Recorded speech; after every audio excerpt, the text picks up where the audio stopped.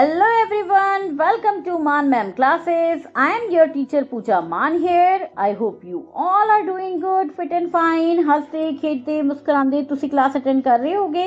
So we are doing ICSE Board English Reader Class 5 book is Vibrant English Reader 5. Lesson number 4 The Six Men of Hindustan. Poem ਆਪਾਂ पढ़ चुके, back exercise दी ਆਪਾਂ कर चुके हैं.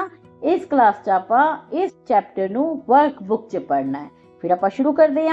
First in your own words describe an elephant to a person who has never seen one. ਤੁਸੀਂ ਆਪਣੇ ਸ਼ਬਦਾਂ ਵਿੱਚ ਐਲੀਫੈਂਟ ਬਾਰੇ ਇਹੋ ਜਿਹੇ ਬੰਦੇ ਨੂੰ ਦੱਸਣਾ ਹੈ ਜਿਸਨੇ ਕਦੀ ਐਲੀਫੈਂਟ ਨਾ ਦੇਖਿਆ ਹੋਵੇ. Right about 3 paragraph. ਤੁਸੀਂ 3 ਪੈਰਾਗ੍ਰਾਫ ਲਿਖਨੇ ਆ ਐਲੀਫੈਂਟ ਬਾਰੇ. ਇਹੋ ਜਿਹੇ ਪਰਸਨ ਨੂੰ ਤੁਹਾਡਾ ਕੋਈ ਛੋਟਾ ਭਰਾ ਹੋ ਸਕਦਾ ਹੈ ਜਿਨਨੇ ਲਾਈਵ ਐਲੀਫੈਂਟ ਨਾ ਦੇਖਿਆ ਹੋਵੇ, ਮੂਵੀਜ਼ ਵਗੈਰਾ 'ਚ ਜਾਂ ਟੀਵੀ 'ਚ ਦੇਖਿਆ ਹੋਵੇ ਪਰ ਸਾਹਮਣੇ ਤੋਂ ਨਾ ਦੇਖਿਆ ਹੋਵੇ. ਉਹਨੂੰ ਤੁਸੀਂ ਐਕਸਪਲੇਨ ਕਰਨਾ ਹੈ ਕਿ ਐਲੀਫੈਂਟ ਕਿੱਦਾਂ ਹੁੰਦਾ ਹੈ. ਇਹ ਤੁਸੀਂ ਆਪਣੇ ਹੀ ਵਰਡਸ 'ਚ ਲਿਖੋਗੇ. ਇੱਥੇ ਮੈਂ 3 ਜਿਹੜੇ ਪੈਰਾਗ੍ਰਾਫ ਲਿਖੇ ਆ. ਤੁਸੀਂ ਚਾਹੋ ਤਾਂ ਇਹਦਾ ਸਕਰੀਨਸ਼ਾਟ ਲੈ ਸਕਦੇ ਹੋ. ਮੈਂ ਇਹਨੂੰ ਨਹੀਂ ਪੜਾਂਗੀ.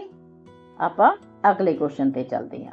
ਤੁਸੀਂ ਆਪਣੇ ਵਰਡਸ 'ਚ ਲਿਖਣੇ, ਮੇਰੇ ਵਰਡ ਨਹੀਂ ਕਾਪੀ ਕਰਨੇ. ਚਲੋ ਸੈਕੰਡ ਹੈ replace underline letter in each word to make a new word. Make sentences of your own with the new words. ਤੁਹਾਨੂੰ ਨਾ ਇੱਥੇ ਕੁਝ ਦਿੱਤੇ ਹੋਏ ਆ ਵਰਡ, ਜਿੱਦਾਂ ਇਹ ਦਿੱਤਾ ਹੈ ਬ੍ਰੌਡ ਔਰ ਉਹਦੇ ਥੱਲੇ ਕੀ ਹੈ ਲਾਈਨ ਲੱਗੀ ਹੋਈ ਹੈ, ਉਹ ਅੰਡਰਲਾਈਨਡ ਹੈ. ਕਰਨਾ ਕੀ ਹੈ, ਇਸ ਵਰਡ ਨੂੰ ਚੇਂਜ ਕਰ ਦੇਣਾ ਹੈ ਤੇ ਇੱਕ ਨਵਾਂ ਵਰਡ ਆ ਜਾਏਗਾ.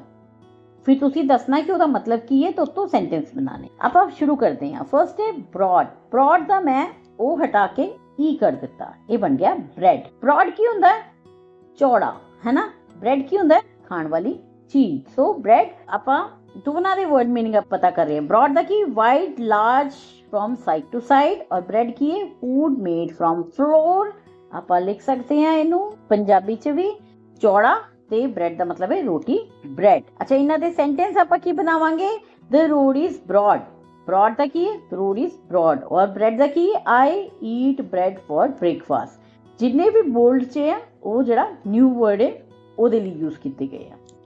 ਨੈਕਸਟ ਹੈ ਟਸਕ. ਟਸਕ ਸਾਨੂੰ ਪਤਾ ਹੈ ਕੀ ਹੁੰਦੀ ਹੈ ਔਰ ਅਗਰ ਇਹਦੇ 'ਚ ਯੂ ਅੰਡਰਲਾਈਨ ਹੈ, ਮੈਂ ਯੂ ਅੰਡਰਲਾਈਨ ਨੂੰ ਰਿਪਲੇਸ ਕਰਤਾ ਏ ਦੇ ਨਾਲ, ਇਹ ਬਣ ਗਿਆ ਟਸਕ. ਹੁਣ ਟਸਕ ਕੀ ਹੁੰਦੀ ਹੈ? ਅ ਲੌਂਗ ਪੁਆਇੰਟਡ ਟੂਥ ਆਫ ਐਲੀਫੈਂਟ. ਹਾਥੀ ਦਾ ਇੱਕ ਲੰਬਾ ਤੇ ਬਾਹਰ ਨੂੰ ਨਿਕਲਿਆ ਹੋਇਆ ਦੰਦ. ਪਰ ਟਸਕ ਕੀ ਹੁੰਦਾ? A piece of work to do, ਕੋਈ ਕੰਮ ਕਰਨਾ. ਦੰਦ ਜਾਂ ਕੰਮ. ਦੂਜਾ ਕੀ ਹੈ? ਕੰਮ. The elephant has long tusk. I finished my task. Task, task. Okay. Next की है? Next है साढ़े को clear. R underline है, R change करता बन गया clean. So इन्हां दे मतलब की है? Clear का मतलब है easy to understand, not dirty और cloudy. साफ स्पष्ट, ना वो गंदा होवे ते ना वो cloudy होवे. जिदा आसमान है, अगर वो cloudy नहीं है तो आप कहने हैं कि आज आसमान clear है. और clean का की मतलब है not dirty. सो साफ. आप लिखांगे the water is clear, my room is clean. Next touch. TOUCH. T नु रिप्लेस करता सी नाल बन गया couch. Touch couch. So touch का की मतलब है to feel with your hand. अपने हाथ नाल छो के किसी चीज नु फील करना, ਉਹਦੇ ਬਾਰੇ ਜਾਣਨਾ. और काउच ਦਾ मतलब ਕੀ? A long soft seat, sofa ਜਿਹਨੂੰ ਆਪਾਂ ਕਹਿ ਦਿੰਨੇ ਆ. ਆਪਾਂ ਦੋਨਾਂ ਦੇ ਸੈਂਟੈਂਸ ਕੀ ਬਣਾਵਾਂਗੇ? Do not touch the fire. ਇਹ ਟੱਚ ਦਾ ਹੈ. I am sitting on the couch. ਇਹ couch ਦਾ ਹੈ. ਨੈਕਸਟ ਕੀ ਹੈ ਸਾਡੇ ਕੋਲ? beast. beast ਕੀ ਹੁੰਦਾ ਹੈ? ਬਹੁਤ ਵੱਡਾ ਜਾਨਵਰ. ਸੋ ਇੱਥੇ B ਹਟਾ ਕੇ ਆਪਾਂ F ਕਰਤਾ feast. feast मतलब ਕਿ ਦਾਵਤ ਦੇਣੀ, a big meal. So sentence ਕੀ ਹੋਏਗਾ? beast ਦਾ ਹੋਏਗਾ the lion is a wild beast. feast, we enjoy it, a feast. Next ਸਾਡੇ ਕੋਲ ਹੈ stiff. stiff T ਅੰਡਰਲਾਈਨ ਹੈ, ਸੋ ਉਹਨੂੰ ਆਪਾਂ ਚੇਂਜ ਕਰ ਦਿੱਤਾ ਬਣ ਗਿਆ एन लगा के स्निफ. सो स्टिफ का मतलब है हार्ड, नॉट बेंडिंग इजीली, सख्त होवे जिन्हों छेती मोड़िया ना जा सके. Sniff to smell something by breathing in. सा अंदर खिंच के किसी चीज नू सूंघना, उन्हें कहते आपां स्निफ. स्टिफ का सेंटेंस है द स्टिक इज स्टिफ और sniff the dog sniffed the food. Next है साडे कोल बाल. BAWL बाल और ए अंडरलाइन है, उन्होंने हटा के ओ लगा देता है, तब बन गया बाउल. बाल बाउल. बॉल का मतलब की है टू क्राई और शाउट वेरी लाउडली, उच्ची आवाज विच रोना या चीखना। एंड बाउल दा की मतलब है a round container use for food, कटोरा। बाल दा सेंटेंस साडे कोल है the baby began to bawl, और बाउल दा है she ate rice from a bowl. Next है साडे कोल स्पीयर, आर अंडरलाइन है, आर ਨੂੰ ਆਪਾਂ ਰਿਪਲੇਸ ਕਰਤਾ ਕੇ ਨਾ, ਬਣ ਗਿਆ ਸਪੀਕ, ਸਪੀयर ਬਣ ਗਿਆ ਸਪੀਕ। ਸੋ ਸਪੀयर ਦਾ ਮਤਲਬ ਕੀ ਹੈ? ਲੌਂਗ ਪੁਆਇੰਟਡ ਵੈਪਨ, ਜਿਹਨੂੰ ਆਪਾਂ ਕਹਿੰਦੇ ਹਾਂ ਪੰਜਾਬੀ ਚ ਭਾਲਾ। ਔਰ ਸਪੀਕ ਦਾ ਮਤਲਬ ਕੀ ਹੈ? ਟੂ ਟਾਕ ਔਰ ਸੇ ਸਮਥਿੰਗ, ਬੋਲਣਾ। ਸੋ ਸੈਂਟੈਂਸ ਕੀ ਬਣਿਆ ਸਾਡੇ ਕੋਲ?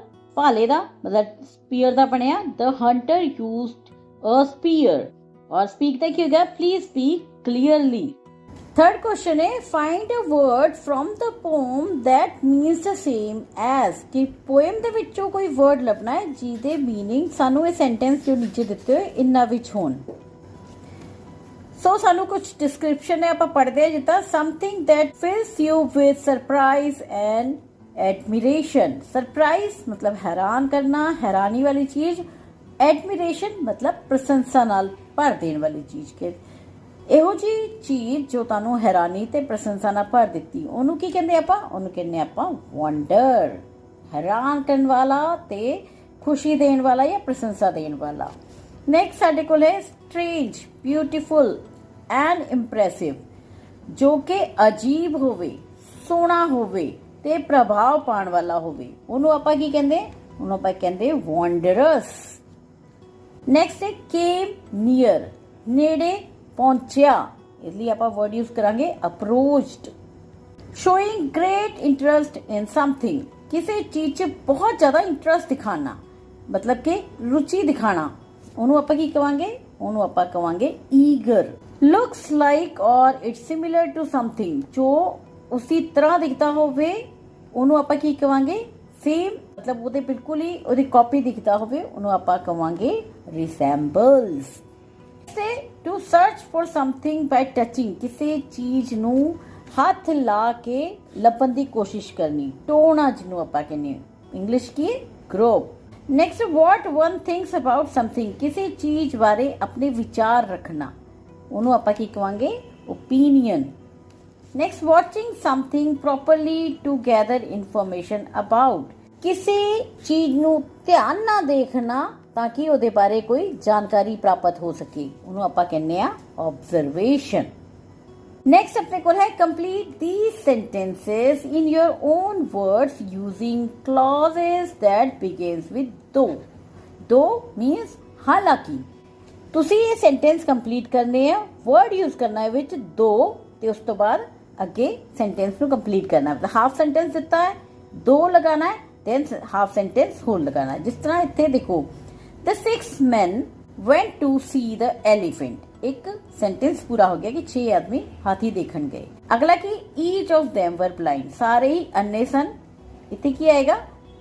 दो विचकार आ गया, कंजक्शन हो गई कि 6 आदमी गए सीगे हाथी देखन के, हालांकि वो अन्ने सन या उन्होंने दिखदा नहीं सी। ਹੁਣ ਫਸਟ ਕੁਐਸਚਨ ਕੀ ਹੈ? The 6 men were trying to guess what the elephant was like. 6 ਆਦਮੀ ਅਨੁਮਾਨ ਲਗਾ ਰਹੇ ਸੀਗੇ ਜਾਂ ਅਨੁਮਾਨ ਲਗਾਉਣ ਦੀ ਕੋਸ਼ਿਸ਼ ਕਰ ਰਹੇ ਸੀ ਕਿ ਹਾਥੀ ਕਿਵੇਂ ਦਾ ਹੈ। ਅੱਗੇ ਕੀ ਆਏਗਾ ਆਪਾਂ ਨੂੰ? ਆਪਾਂ ਇੱਥੇ ਲਿਖਾਂਗੇ though they could not see it, ਚਾਹੇ ਜਾਂ ਬਲਕਿ ਉਹ ਇਸ ਨੂੰ ਦੇਖ ਨਹੀਂ ਸਕਦੇ ਸੀ, ਪਰ ਫਿਰ ਵੀ ਉਹ ਅੰਦਾਜ਼ਾ ਲਗਾਉਣ ਦੀ ਕੋਸ਼ਿਸ਼ ਕਰ ਰਹੇ ਸੀ ਕਿ ਕਿੱਦਾਂ ਦਾ ਹੋਏਗਾ। Next the boy from class 3rd beat the boy from class 5 in class 3rd, ਤੀਜੀ ਕਲਾਸ ਦੇ ਮੁੰਡੇ ਨੇ 5ਵੀਂ ਕਲਾਸ ਦੇ ਮੁੰਡੇ ਨੂੰ ਕੁੱਟ ਦਿੱਤਾ। ਦੋ ਹਾਲਾਂਕਿ ਕੀ ਲਿਖਾਂਗੇ ਆਪਾਂ? ਕਿ ਉਹ ਛੋਟਾ ਸੀ, ਹੈ ਨਾ, ਕਿ ਉਹ ਯੰਗਰ ਸੀ, ਦੋ he was younger. Next she did not go to sleep, ਉਹ ਸੌਣ ਲਈ ਨਹੀਂ ਗਈ, ਹਾਲਾਂਕਿ ਕਿ ਉਹ ਬਹੁਤ ਥੱਕੀ ਹੋਈ ਸੀ, ਦੋ she was very tired.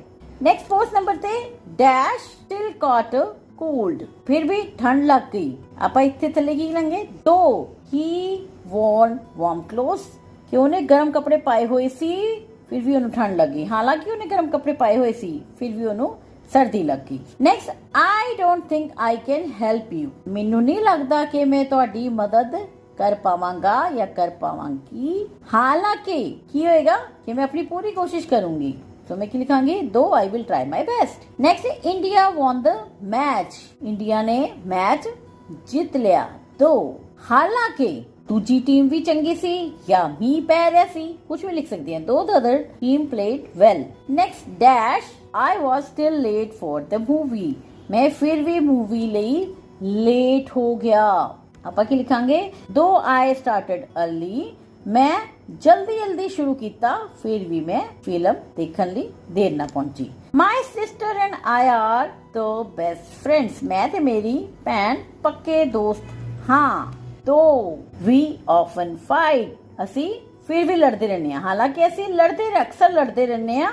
Often means अक्सर, या हालांकि असी अक्सर लड़ते रहने हैं, फिर भी मैं ते मेरी भैन सब तो चंगे या सब तो अच्छे दोस्त हाँ। फिफ्थ नंबर ते बाल, बाल मीन्स टू स्पीक और शाउट नॉइसली, BAWL बॉल का मतलब है उच्ची उच्ची बोलना या उच्ची उच्ची चीखना।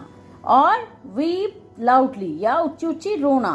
Find words that are spelled with AW that mean the same as, again सानू की दिता है डिस्क्रिप्शन दी, अगे सानू की दिता है AW वाले वर्ड दिते कि AW विचकार भी आ सकता है, जिता इत्थे विचकार आया एंड च भी आ सकता है या किसी वर्ड दे स्टार्ट च भी आ सकता है। हुण फर्स्ट की the young one of a deer, deer दा जेड़ा बच्चा हुंदा है ओनू की कहंदे आ, ओनू कहंदे आ फान, FAWN। Next woven or knitted fabric used to covering for the head or shoulder, एक ऊन ਦਾ बुनिया होया कपड़ा जो कि अपने शोल्डर ते सिर ਨੂੰ ਢੱਕਣ ਦੇ ਕੰਮ ਆਂਦਾ ਹੈ। ਕੀ ਆਂਦਾ ਹੈ?